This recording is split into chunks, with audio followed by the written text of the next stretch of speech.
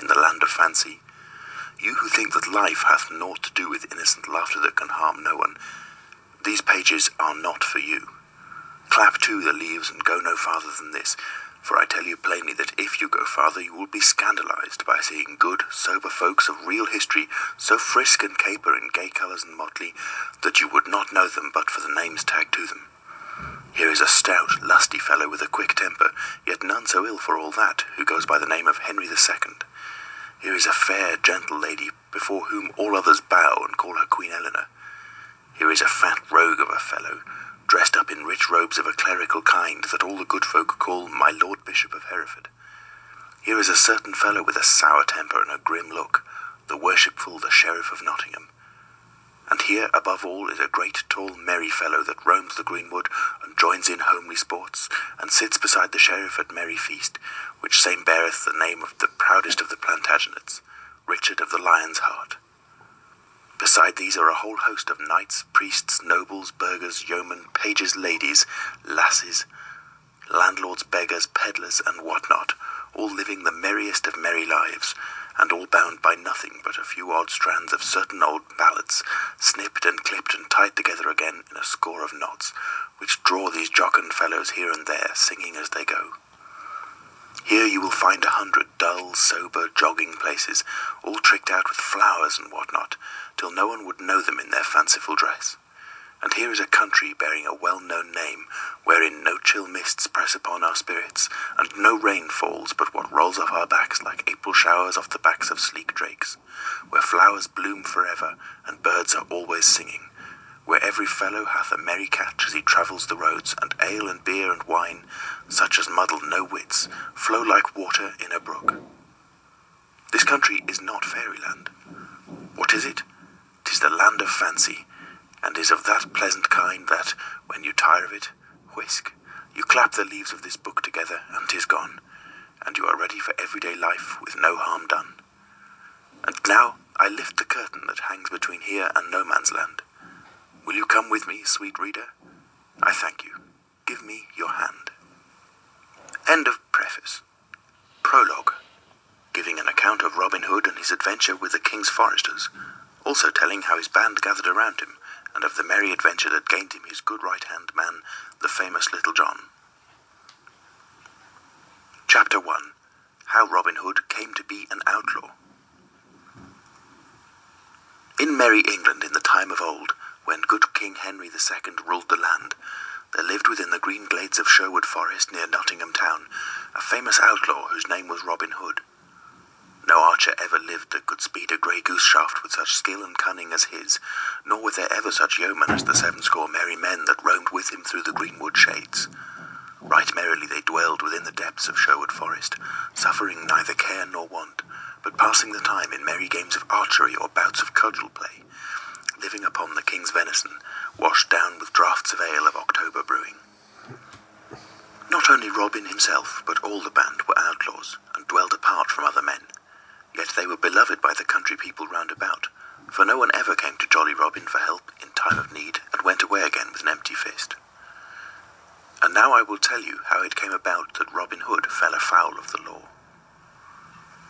When Robin was a youth of 18, stout of sinew and bold of heart, the Sheriff of Nottingham proclaimed a shooting match, and offered a prize of a butt of ale to whosoever should shoot the best shaft in Nottinghamshire. Now, quoth Robin, will I go too, for fain would I draw a string for the bright eyes of my lass, and a butt of good October brewing. So up he got, and took his good stout yew bow, and a score or more of broad cloth-yard arrows, and started off from Locksley town through Sherwood Forest to Nottingham. It was at the dawn of the day, in merry Maytime, when hedgerows are green and flowers bedeck the meadows, daisies pied and yellow cuckoo buds, and fair primroses all along the briery hedges, when apple buds blossom and sweet birds sing, the lark at dawn of day, the throstlecock and cuckoo, when lads and lasses look upon each other with sweet thoughts, when busy housewives spread their linen to bleach upon the bright green grass. Sweet was the greenwood as he walked along its paths, and bright the green and rustling leaves amid which the little birds sang with their might and main, and blithely Robin whistled as he trudged along, thinking of Maid Marian and her bright eyes, for at such times a youth's thoughts are wont to turn pleasantly upon the lass he loves the best. As thus he walked along with a brisk step and a merry whistle, he came suddenly upon some foresters seated beneath a great oak tree. 15 there were in all, making themselves merry with feasting and drinking as they sat around a huge pasty, to which each man helped himself, thrusting his hands into the pie, and washing down that which they ate with great horns of ale, which they drew all foaming from a barrel that stood nigh.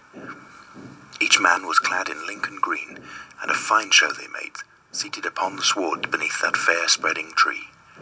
Then one of them, with his mouth full, called out to Robin, "Halloa, where goest thou, little lad, with thy 1 penny bow and thy farthing shafts?"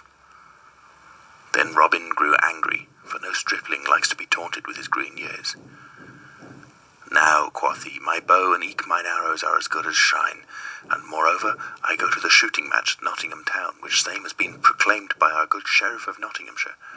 There I will shoot with other stout yeomen, for a prize has been offered of a fine butt of ale."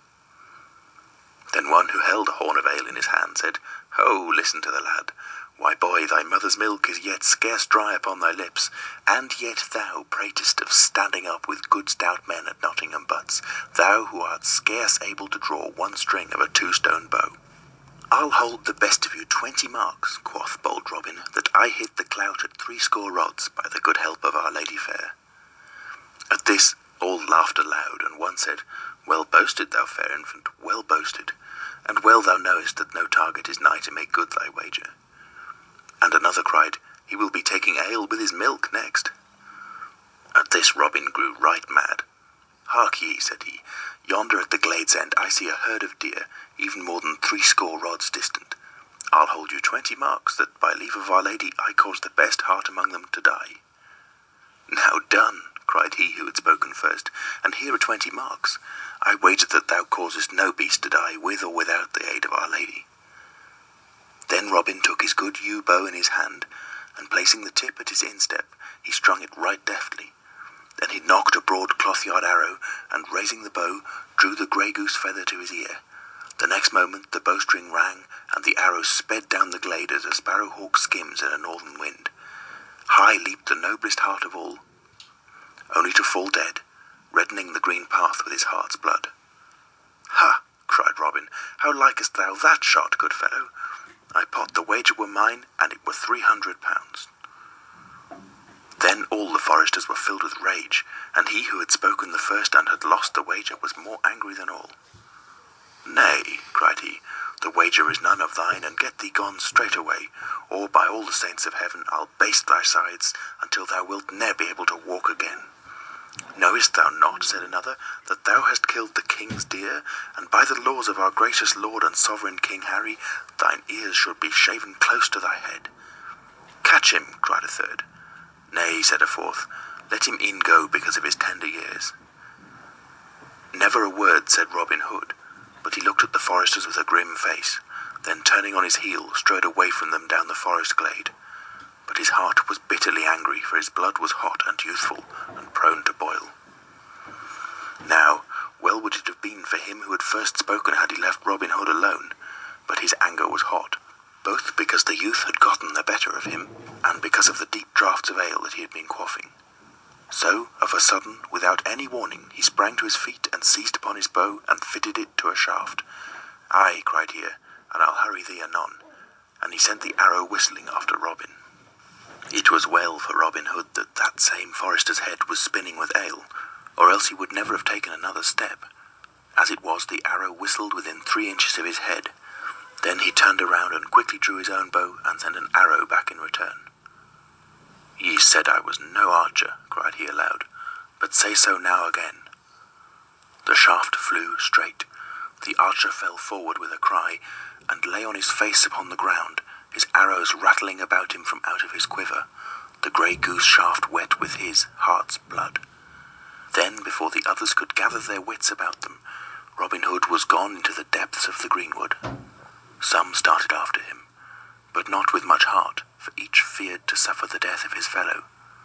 So presently they all came and lifted the dead man up and bore him away to Nottingham town. Meanwhile, Robin Hood ran through the greenwood. Gone was all the joy and brightness from everything, for his heart was sick within him, and it was borne in upon his soul that he had slain a man.